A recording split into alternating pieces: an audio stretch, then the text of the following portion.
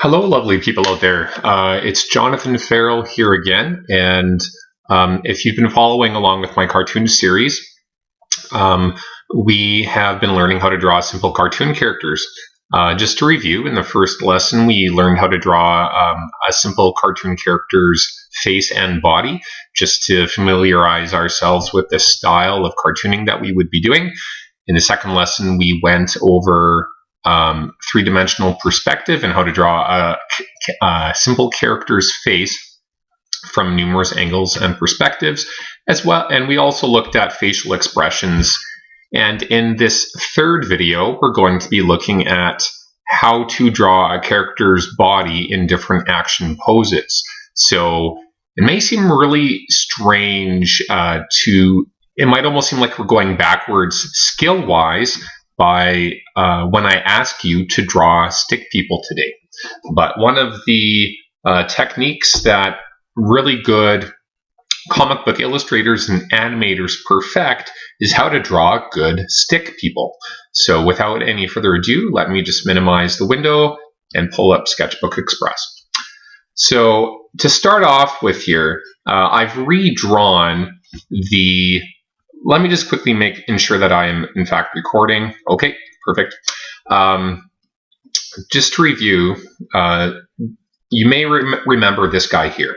This is our dog character that we created in our first video that we spent together. And looking at the left side here, we are looking at his simple skeletal form. Now, whenever you're drawing, you want to draw and start with the simple shapes and forms first. The reason for that is if I lock into detail, like if I start going in and I'm drawing, a character's eyes, the pupil, the highlights, his eyebrow, and I start going into some crazy detail right off the hop and right at the beginning, the problem with that is, what if I haven't drawn it appropriately? Like, let's say this is my sheet of paper, and I'm drawing I'm wanting to do a full body drawing, but the head is about... I'm just going to make this pencil really large. I'm making that head, let's say, about this big, and then I go into drawing the body, and oh shoot, I somehow need to fit the arms and legs into this piece of paper. And I don't have enough room.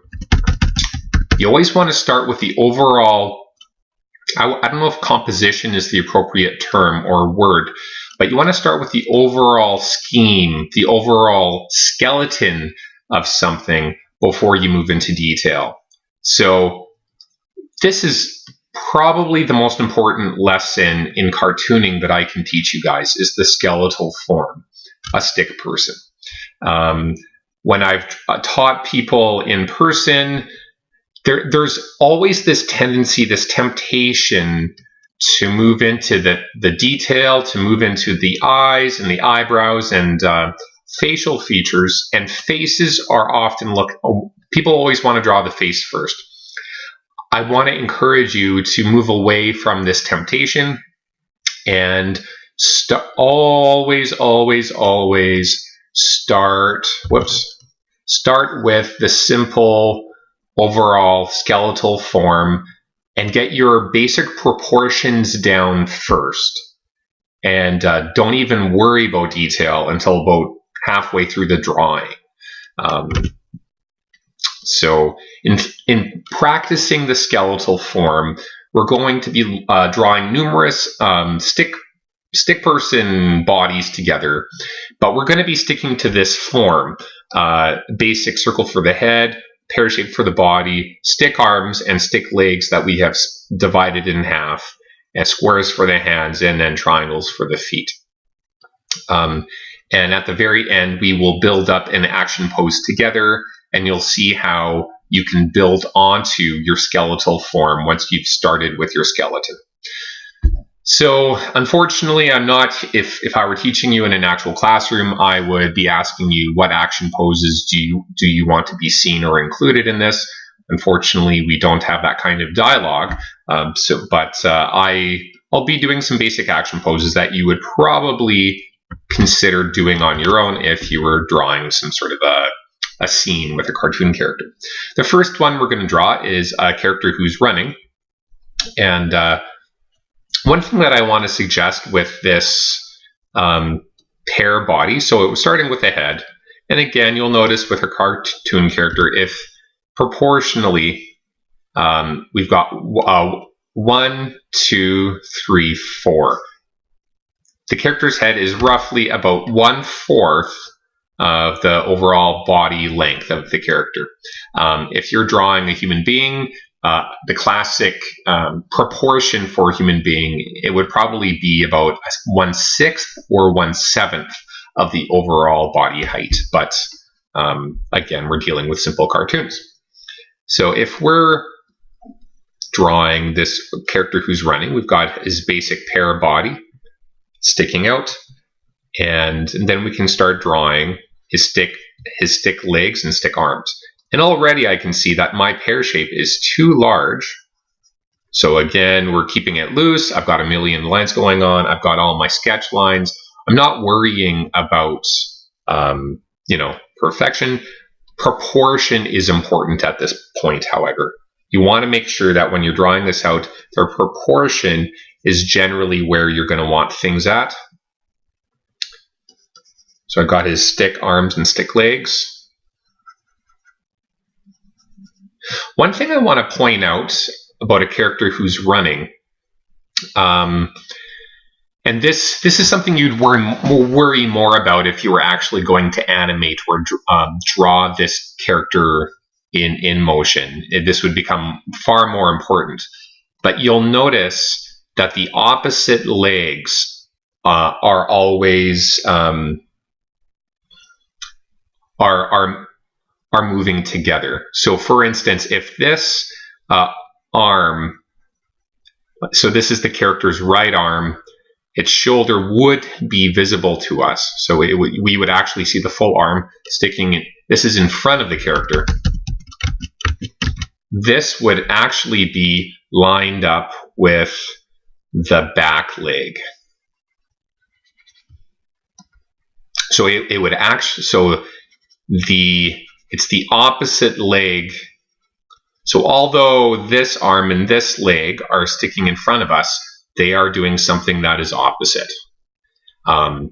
So it's where the back leg, back arm, and back leg are sticking together. I really don't think I've done my explanation much justice here. But if you can just bear with me, I would appreciate it. So the front part of the body, I'll just draw in green. You'll notice that the arm and the leg are moving opposite. The arm is moving forward, the leg is moving backwards. The leg that is behind the character, so the two ligaments, the two body parts behind the character, the leg and the arm, are also moving opposite. However, you will notice that the leg that is behind the character is moving in front of the character. It's moving this way, this direction. So the two body parts moving forward is the arm that's facing towards us and the opposite leg. Whereas the body parts that are behind the character, that are moving behind him, are opposite as well. It's the arm behind the character and the leg in front of the character. And that's always going to remain true. So if you want to make sure, if you're drawing a character who's running or even walking, and you want to make sure that the appropriate arms and legs are together, just make sure that the arm and the leg that is towards you are opposite, and the arm and the leg that are behind the character are opposite as well. Okay, so with all of that being said, let me just erase all of this colored nonsense here.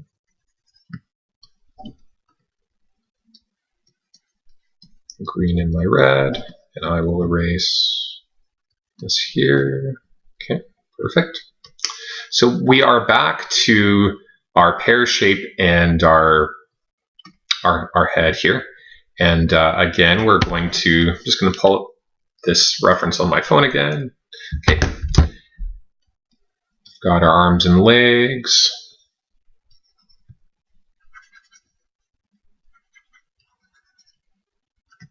Okay. So we know that if this leg is sticking forward, it's going to be the opposite arm, the arm that is behind the character that is moving forward. So therefore, the arm that is sticking behind him is in front of the character.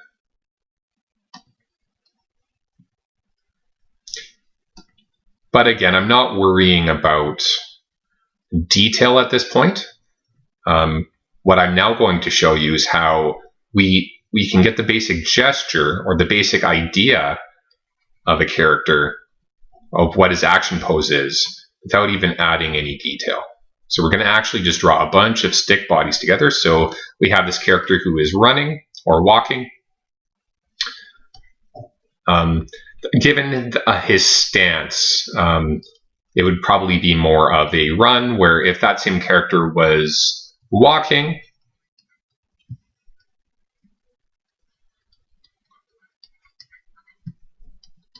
actually I should probably enlarge the head slightly.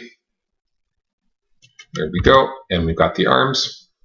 The arms tend, if you're actually just walking, the leg that is sticking out in front of us would be straight.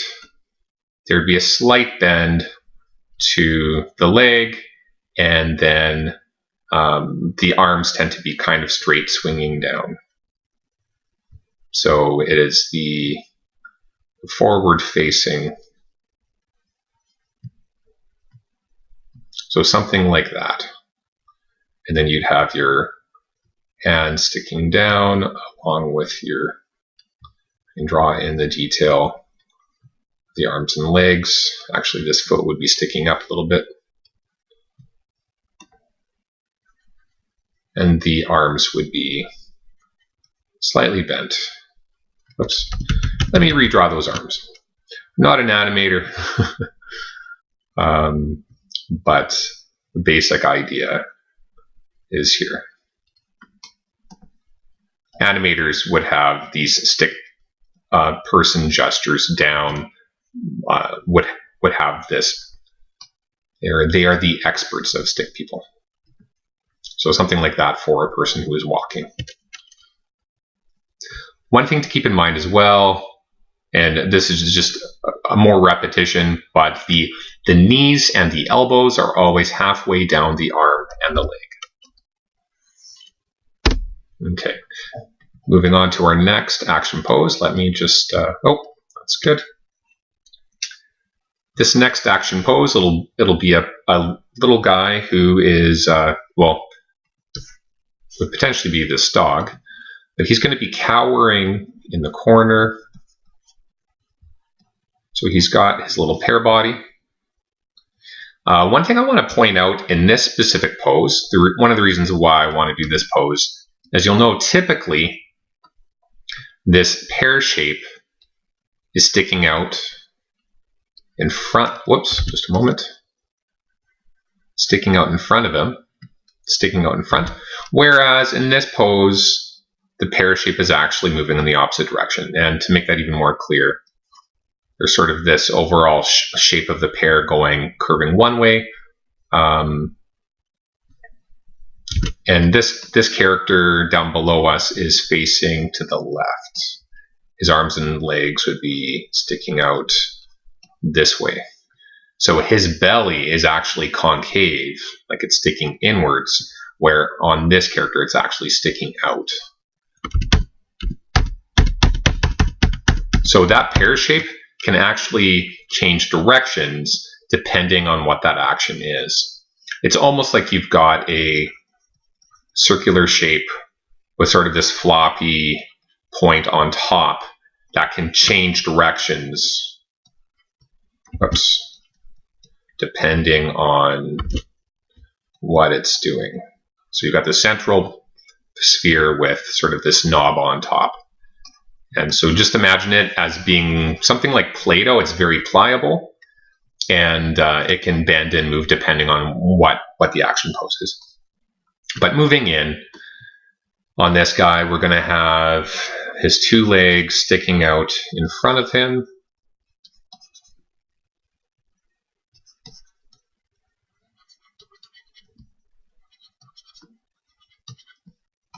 And then we can erase the extra around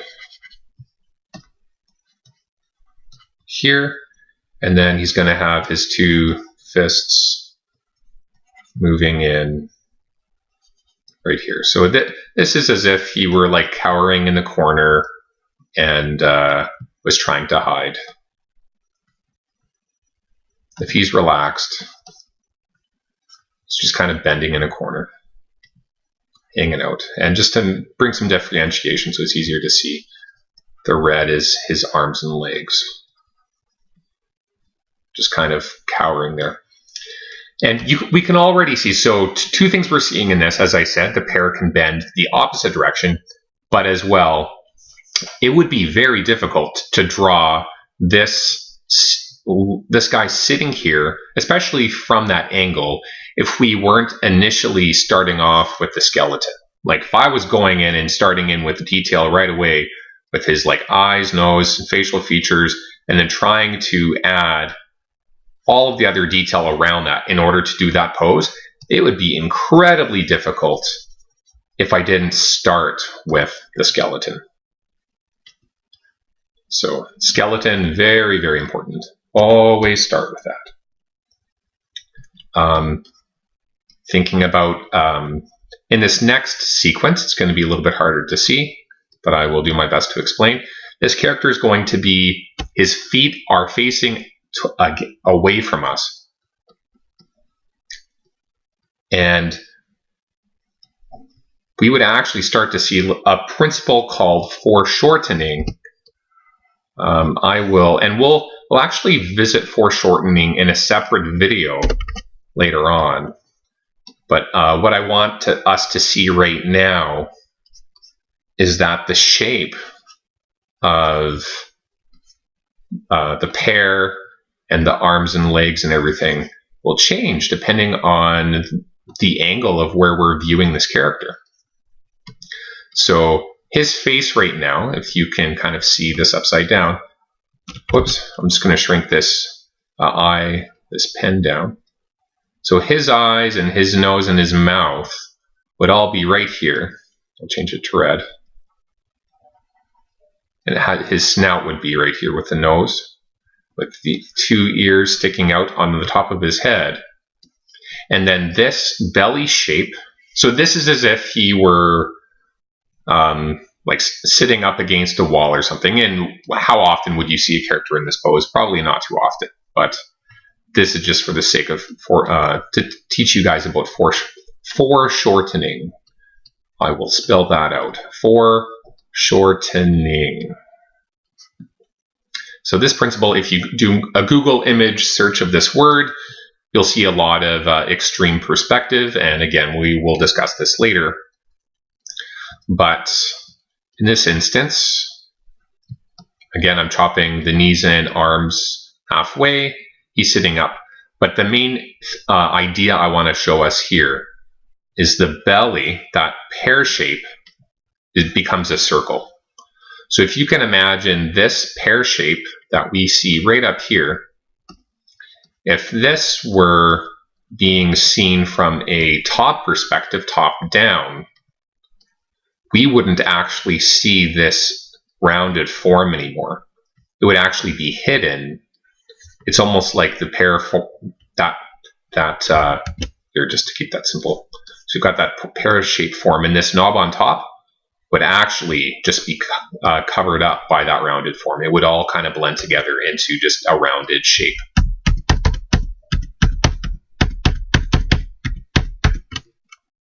All right, so that's what we're seeing on the belly of this character. And again, that's why it's important to start with the skeleton, because you can, it's easier to see those ideas if we start with something simple. The next image we're going to draw together is a little bit more foreshortening, and just to further emphasize the idea that it would be very difficult to draw this unless we started with sort of a circular shape and pear-shaped body and stick arms and stick legs. So his leg is going to be sticking out here. And then his arms and his legs. Sorry, just his arms are sticking in front right here.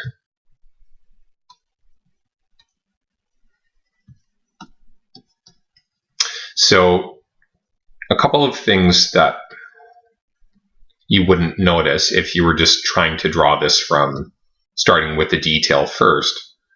Number one, this bottom part of this character's leg right here. So again, I think it makes it a bit more clear if I draw his arms and legs in red. Actually, I'll draw the legs in blue. So it's like he's actually this hand, and yeah, again, it's easier to see what's wrong in a character and easier to erase and change things if you're starting with a skeleton.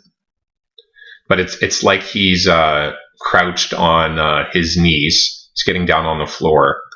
And like, let's say if he was trying to look at a coin or something, or was examining something on the floor, that's why he would be, his eyes, his perspective would probably be something like this, with his ears flopping down, looking down at the floor. Again, and a kind of a strange pose as well. But in this instance, we wouldn't really know that this bottom part of his leg would need to shrink in size. So arms and legs will actually shrink in size depending on their angle. In this instance, I'll make this purple. This part of the leg is not going to be as long as this part of the leg because it's being hidden. It's going back in space. It's going back in space. That direction is going to be shorter. And again, it would be really hard to know these things, and it's going to be very frustrating if you're starting into a bunch of detail of the leg, the heel, and the toes. If you realize, oh, the angle and the length of this thing is actually incorrect. So again, better to figure out the angles and the lengths of things first in a skeleton before we move forward. Finally, we are going to look at well, I talked about drawing this character in different action poses. I'm going to by using the skeleton, we're gonna draw probably one of the famous action poses of all, and that would be sort of the classic punch. So our dog character, I'm just going to erase everything here. Okay, it's all gone. And now I'm going to draw the skeletal form of this dog who is punching. So again, we're starting with the shape of the head, the circle. I'm going to draw a pear-like shape for this body. Going to draw an arm going forward. Another point to be made, just like how when we were drawing facial expressions, it's hard to know what's going on unless we have a mirror. Same thing with action poses. A lot of animators, and I don't know if you've ever seen those wooden models, maquettes, but even animators and professional artists will use models like little dolls that they can manipulate so that they would know where are all the joints, where are all the legs, what's happening when they do a specific action pose. Or they might even look at a picture of someone who is doing that pose. And even for myself, I'm referencing my phone. I did some quick sketches beforehand, and I'm using those as a reference. So just don't feel bad at all if you're needing a picture reference and to even draw your stick person. For instance, in this punch, and I'll draw his legs here, some things that I know would be easily forgotten is the fact that his midsection, this purple part of this pear shape, is leaning forward. So just like how we've drawn this dog the first time, the pear shape is bending forward. It's leaning forward to create that stance, him standing. It's still happening here, but there's this angle happening with the leg, with the back leg, as well as the overall direction of that pear. It's all going in this direction. It's not, instead of being that pear being more straight up and down like this. Whoops, let me just erase that. Again, notice how loose I'm being when I'm drawing. Try to stay loose. Instead of that pear shape being more up and down, like you might draw it something like this, you'll notice that it's this purple, that this pear shape is leaning forward. It's angled over because of the weight of the character.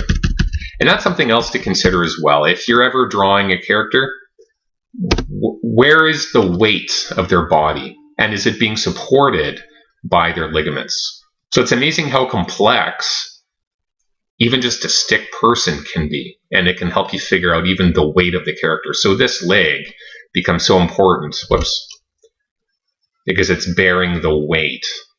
Without it, this pose, if we erased it and that leg, was back here, unless you're Michael Jackson, this pose does not make any sense at all. But again, I actually used an image to think about what does a punching stance look like. The skeleton helps me to draw out the basic shapes, and then we can now build on this when we are drawing our character. And we will, in fact, add, just as I've done this transition from this stick person to a dog with the filled in shapes, legs, arms, and this pear shape, and all the details of the face, we are now going to add in all that detail to this punching pose. So the first thing I want to recommend when you start, when you move from skeleton figure to the actual detail, start chopping all of your arms and legs in half, just so you know where those things should be divided.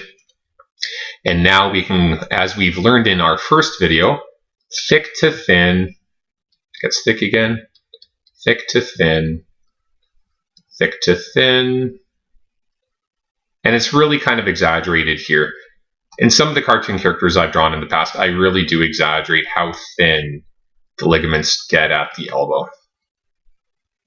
But this is just sort of an exaggeration of that idea. And it's what's kind of interesting about the human body and people's faces as well, is how you come to expect certain characteristics. And people expect the arms and the legs to get skinnier at that elbow. So even if it comes to an extreme point right here, it's going to look okay and expected, because as far as the basic muscle structure is concerned, that's probably what should be happening. And then the leg here, so we have to decide, okay, so I'm recognizing that this character's right. So if you can see this cursor here, it's kind of hard for me because I can't use my hand. But this right here, this arm right here is in front of the character. Therefore, it's going to be the leg that is behind him, kind of referencing what I talked about before when I was talking about the running and the walking character. It is the leg behind him that would be, so behind the body, that is sticking backwards in this direction. In other words, we would not see the front part of this leg sticking in front of the character. We would not see this. It's being hidden by this sort of his main part of the body, the pear.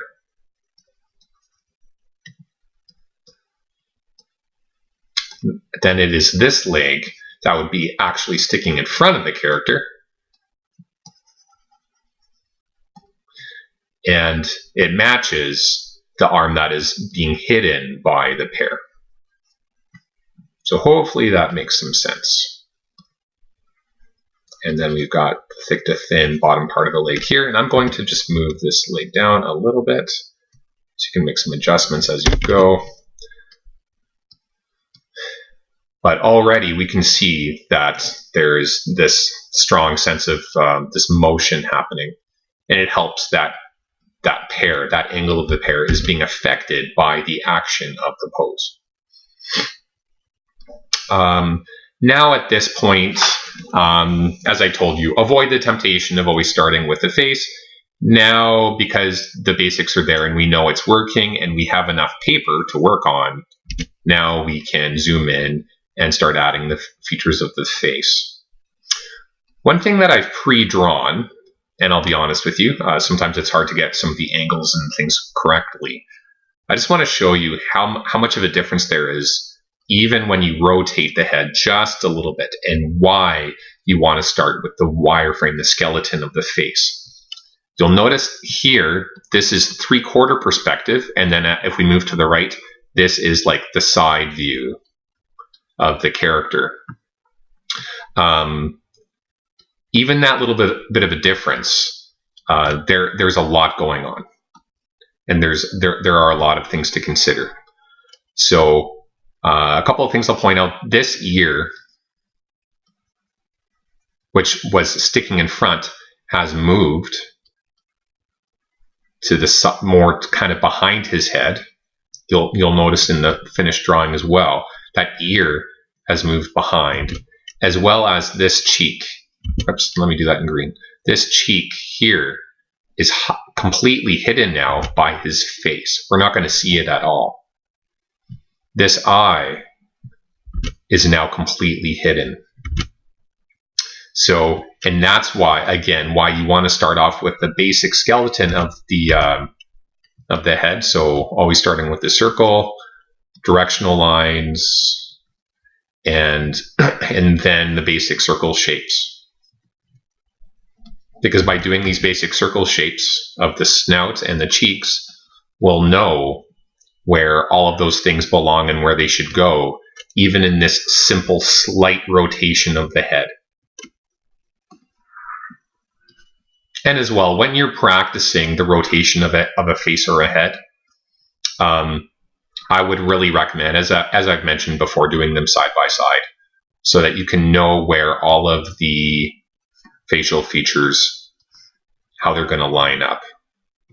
The bottom of the cheek, bottom of the ear, top of the ear. You're going to know how all of those things should line up when you've got them side by side. It's easier to see those relationships. So I'm going to cheat a little bit because I've already pre-drawn this side view part of his face. I'm just going to copy. And it's right here, and I can make it a little bit larger. And that's the beauty of working digitally, and I can also rotate it a little bit. Just thinking about probably something like that rotation. And I'm going to use that to replace this head here.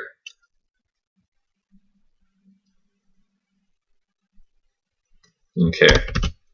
Now, using this as a reference, use this as our reference, our guide, bring this a little bit larger. Okay. Use that as our reference when we're adding in all of our detail. Okay. I'll bring this down a little bit. So I'm going to get my black drawer, black color out. Okay, now we can sorry, thank you for bearing with me and being patient. Now we can go ahead and draw in our detail, and we'll go in and start with her eyes. Got that oval shape of her eye. And because of that principle of perspective, everything is skinny. The eye is skinny. It's that shape. It's not wide like this. Everything's getting skinny. Actually, I'm going to shrink down my pencil size. That's another thing too. When you're starting to draw a lot of detail, just make sure your pencil is sharp. Seems really simple, but I don't know how many times I've tried drawing with a really dull pencil, and it gets very difficult when you start working with finer detail like this. And then we can draw in our eyebrow. And one thing I want to point out when you're drawing the side view of a character here, you're going to see a little bit of the eyebrow ridge. So I'm going to draw it in red. You're going to see this bend here. This bend. There's going to be a hard edge, sort of, it comes to a point right here. And I'll explain more when we talk about anatomy in later videos, but just believe me when I say if you can add a little bit of a ridge right above the eyes, it'll actually kind of read as the proper muscle or skeletal structure of that face. And that's something that's very subtle, but it can add a lot more believability to what's going on there. Then we can add this sort of triangular shape for the nose. And we've got our whisker shapes. And I hope you're also recognizing as well that by having drawn these simple oval shapes, it's easier to see where the detail is going to fit. And the nose, we're only going to see half of it because it is now the side view. And we've got this cheek shape happening here. And then we can fill in and add sort of these thicker ear shapes. And again, as I mentioned before, I'll just make this larger. The ears belong on the back 2 quadrants of the head. So I'm going to fill in where those ears belong. I'll erase the extra. Okay. We've got a little bit of the tongue sticking out.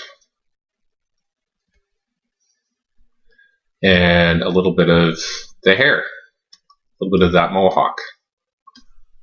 Okay. I'm going to erase just a little bit of those few extra lines here. Okay. And I know this video is a little bit longer. Thank you for bearing with me. I have a neck that attaches to the main part of the body. Okay. And just for the sake of keeping this short, we're going to have I'm not going to add a whole lot of detail to the hands. I'm just going to divide this in half. I'm going to have a little bit of a ridge of the knuckles. And what I would recommend, we'll go into more detail with hands later. So if you just want to draw kind of what you see at this point, sort of three circular shapes getting larger as you get closer to the thumb. And then this thumb shape sticks in here, overlapping the fingers. You've got a simplistic fist shape now, building. So you have the basic square, building the chunks of the fingers around it.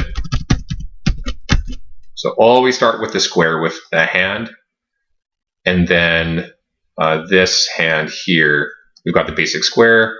Then you can start adding sort of a backwards ridge. So it's almost the opposite of that other hand. You're showing just sort of this square shape. Oops, got a square shape, which you're adding the sort of rectangular notches to, showing it's basically the outline of this hand. It's the silhouette of this hand, just kind of flipped to show the back side of it. And then with these feet, as we've seen before, got this circular heel shape, This comes up for the arch of the foot. So we've got the toe. We can erase everything that's around there. And the heel is attached to the foot. And same thing with this foot here. So we're going to have the heel, the roundedness of the heel.